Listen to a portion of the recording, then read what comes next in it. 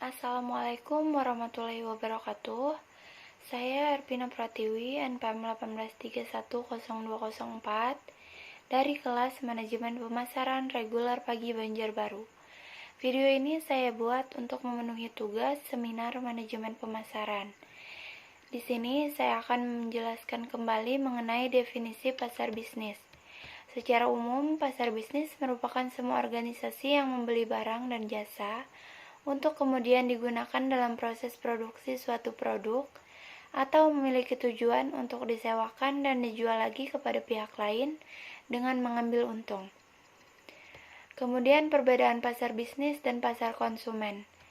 Yang pertama ada segmentasi. Pada dasarnya, baik itu pasar bisnis ataupun pasar konsumen memiliki segmentasi yang sama saja.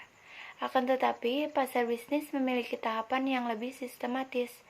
Selain itu, pendekatan pada target segmennya juga dilangsungkan secara bertahap.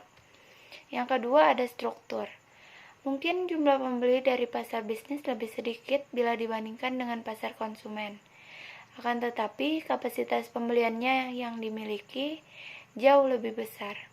Ada kemungkinan jika pembeli tertentu mendominasi seluruh transaksi yang terjadi di dalam pasar.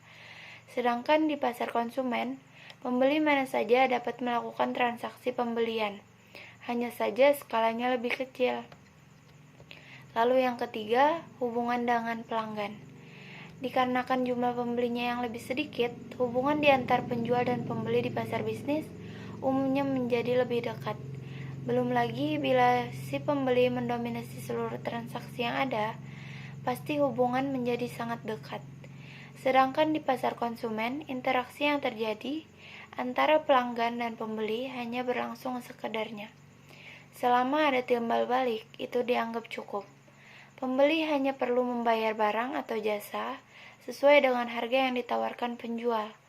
Artinya tidak ada kedekatan dari keduanya setelah transaksi usai. Yang keempat, permintaan.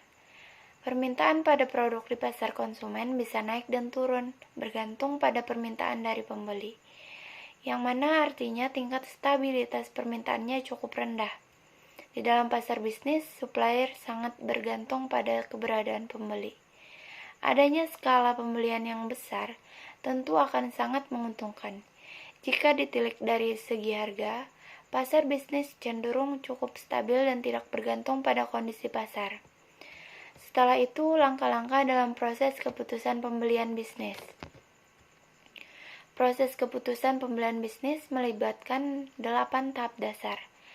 Yang pertama ada pengenalan masalah, yaitu proses di mana seseorang dalam perusahaan mengenali masalah atau kebutuhan yang dapat dipenuhi dengan memperoleh barang atau jasa. Lalu yang kedua, deskripsi kebutuhan umum, di mana proses perusahaan menggambarkan karakteristik umum dan kualitas produk yang dibutuhkan.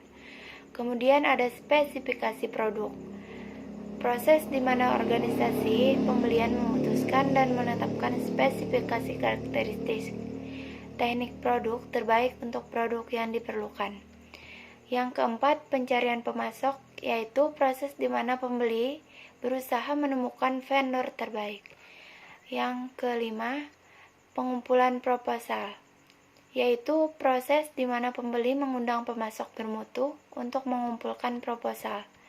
Yang keenam, ada pemilihan pemasok, yaitu proses di mana pembeli meninjau ulang proposal dan memilih satu atau beberapa pemasok.